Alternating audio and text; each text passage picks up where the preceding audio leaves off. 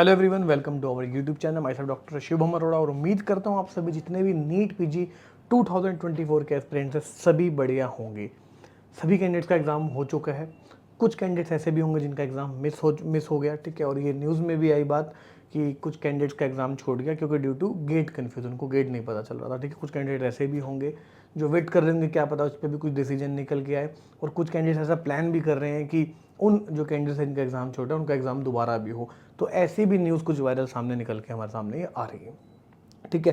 तो 2 शिफ्ट में एग्ज़ाम हुआ, शिफ्ट 1 शिफ्ट 2, ठीक है। जो शिफ्ट 1 का पेपर था काफ़ी लोग कह रहे हैं ईजी था और शिफ्ट 2 का टफ था, ठीक है। अब कुछ कैंडिडेट्स जो मोस्टली कैंडिडेट्स हैं लगभग अगर मैं 60-70% कैंडिडेट्स की बात करूं वो बोलते हैं कि शिफ्ट 2 ज़्यादा मुश्किल था, क्योंकि कुछ ऐसे ट्रिकी क्वेश्चंस थे। जितने भी इंस्टीट्यूट्स हैं, जैसे कि जो हमारे यहाँ पे इंस्टीट्यूट्स हैं, जो कोचिंग इंस्टीट्यूट्स हैं, उस तरीके से वो क्वेश्चंस पैटर्न नहीं आए जो कैंडिडेट्स पढ़ के गए थे, जबकि वो टेक्स्ट बुक जो क्वेश्चन था वो ज़्यादा यहाँ पे देखने को मिला, ठीक है। इमेज बेस्ड भी क्वेश्चंस थे और काफ़ी ऐसे कन्फ्यूजिंग क्वेश्चन भी इस बार काफ़ी ज़्यादा थे, ठीक है। तो शिफ्ट 2 ज़्यादा बेसिकली जो हमें सामने चीज़ें सामने आई देखने के बाद, समझने के बाद, बात करी कैंडिडेट से, जो फीडबैक लिए, तो शिफ्ट 2 ज़्यादा टफर था अगर हम बात करें उसको कंपैरेटिवली शिफ्ट 1 से।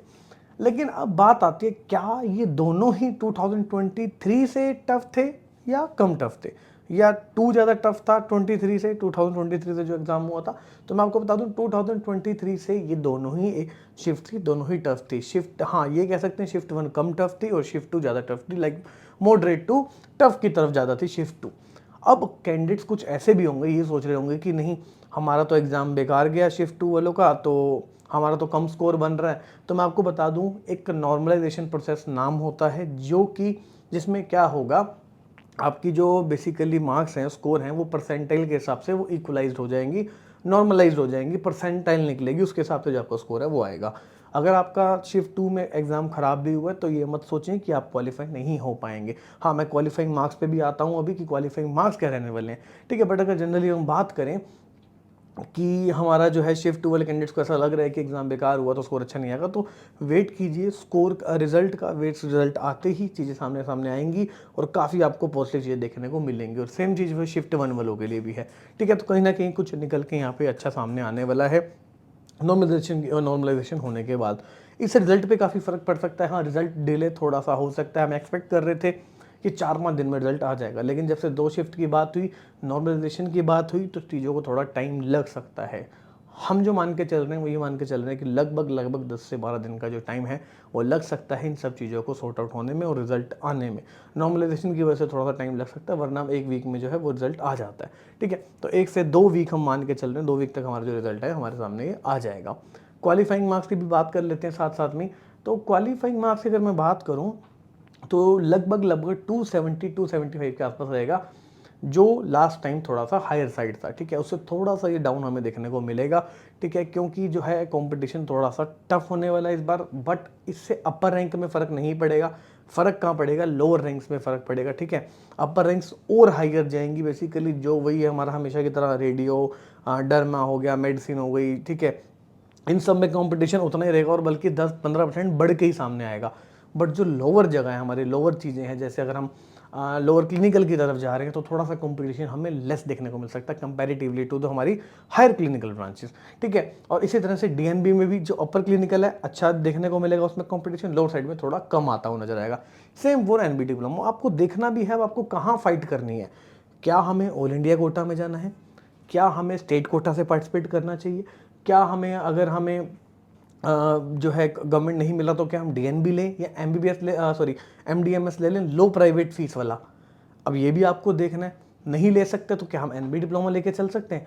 तो ये सारी कन्फ्यूजन्स आपके दिमाग में भी आ रही होंगी, तो इसके लिए एक अच्छी काउंसलिंग की आपको जरूरत पड़ने वाली है, ठीक है। काउंसलिंग के लिए आप चाहे तो खुद भी कर सकते हैं, अगर आपके पास स्टेट्स हैं पिछले साल की, आप कट ऑफ उठाएं तब। लेकिन उससे मैं बता दूं इस बार फर्क नहीं पड़ने वाला, क्योंकि नॉर्मलाइजेशन के बाद चीज़ें अलग हो जाएंगी, ठीक है। स्कोर पे डिपेंडेंट कम रहना है, रैंक पे डिपेंडेंट हमें ज़्यादा रहना है। रैंक देख के हमें पता करना है कि हमें मिलेगा या नहीं मिलेगा, स्कोर चेंज हो सकता है, लेकिन जिस रैंक पे चीज़ें मिलनी है वो चीज़ें थोड़ी सी चेंज होती नहीं नजर आएंगे, ठीक है। इस चीज़ का आपको ध्यान रखना है, ठीक है। काउंसलिंग के लिए एक अच्छे एक्सपर्ट से अपनी काउंसलिंग कराएं, चाहे किसी से कराएं, चाहे कोई XYZ या हमसे कराएं, ठीक है। लेकिन काउंसलिंग पहले पूछ लेना सामने कि क्या जिस भी हॉस्पिटल के बारे में पूछ रहे हैं क्या उसमें OPD है, IPD है, ठीक है। ऑर्थो में कितने पेशेंट्स हैं वहाँ पे हैं, तो और कितने बजे तक वहाँ पेशेंट्स रहते हैं, क्या वहाँ पे अगर रेडियो को देख रहे हैं हम तो वहाँ पे क्या वो सारी मशीन्स हैं, क्या वो वेल इक्विप्ड है या नहीं है, ये सारी चीज़ें पता होनी चाहिए, क्योंकि ये सब चीज़ें चेंज होती रहती हैं टाइम के साथ साथ। कोई अच्छा कॉलेज को हम अच्छा 1-2 साल तक रहता है चीज़ें, फिर वही जो फैकल्टी होती है वो उठ के कहीं और चली जाती है, तो वो वाला अच्छा कॉलेज बन जाता है, लेकिन नाम उसी का रह जाता है। तो ये सारी चीज़ें हमें दिमाग में चलनी है और तभी एक अपनी जो काउंसलिंग अच्छे से करनी है। क्या इम्पैक्ट पड़ेगा अगर हम बात करें इस बार की कट ऑफ पे, ठीक है। मैंने आपको बता ही दिया, जो अपर क्लिनिकल में थोड़ा सा ज़्यादा कंपटीशन रहने वाला है, लोअर क्लिनिकल में जो है थोड़ा कम कंपटीशन देखने को मिलने वाला है। अगर मैं क्वालिफाइंग परसेंटल, कुछ कैंडिडेट्स ऐसे भी होंगे जो बिल्कुल ही लो स्कोरर्स होंगे, तो उनके लिए भी मैं बता दूं, देखिए आपके लिए इस बार भी चांस बन सकता है, 0% इस बार भी हो सकती है, क्योंकि इस बार 28,000 कैंडिडेट्स ज़्यादा हैं पिछली बार से। लास्ट ईयर 2 लाख थे, इस साल 2,28,000 है, तो 28,000 कैंडिडेट बढ़ते हैं, ठीक है। तो हमारी यहाँ पे जो है सीट्स भी बढ़ के आएंगी, कुछ 5-7 हज़ार जो हम उम्मीद कर रहे हैं।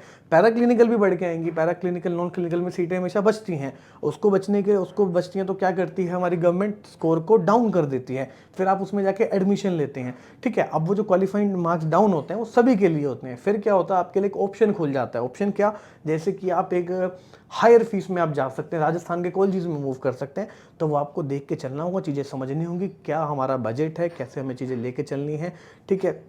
ये सब चीज़ों को ध्यान आपने रखना है, उसके बाद ही कोई डिसीजन लेना है, ठीक है। रिजल्ट आपका लगभग मैं मान के चल रहा हूँ 2 हफ्ता तक यहाँ पे रिजल्ट आ जाएगा, ठीक है।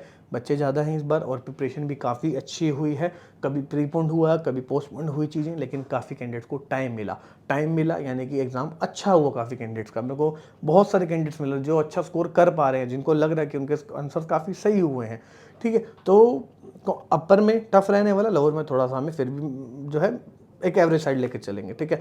और मैं एक वीडियो भी लेके आऊँगा आने वाले दिनों में कि क्या कट ऑफ रह सकती है, ठीक है। चैनल पे नहीं तो चैनल को सब्सक्राइब कर लीजिए, पहले मैं आपको बता देता हूँ, सारे अपडेट्स आपको रेगुलर मिलते रहेंगे। चैनल को सब्सक्राइब नहीं करोगे, कई बार अपडेट छूट जाता है और वो काउंसलिंग में भी दिक्कत आ जाती है, जो हमें पता होना चाहिए था कि हाँ आज हमें पार्टिसिपेट करना है, लास्ट डेट है, लास्ट टाइम है, वो हमारा कई बार रह जाता है क्योंकि हमारे पास वो वीडियो नहीं पहुंच पाती है, ठीक है। टेलीग्राम चैनल ज्वाइन कर ले, व्हाट्सएप चैनल ज्वाइन कर ले, दोनों का लिंक डिस्क्रिप्शन बॉक्स में मिल जाएगा।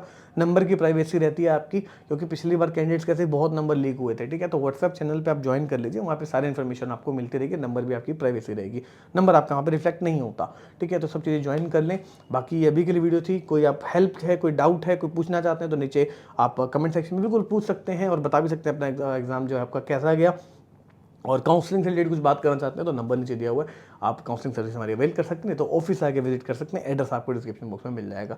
अभी के लिए वीडियो थी, मिलते हैं आपसे नेक्स्ट वीडियो में एक नई इन्फॉर्मेशन के साथ, ठीक है। तब तक के लिए अपना ध्यान रखें, गुड बाय, टेक केयर।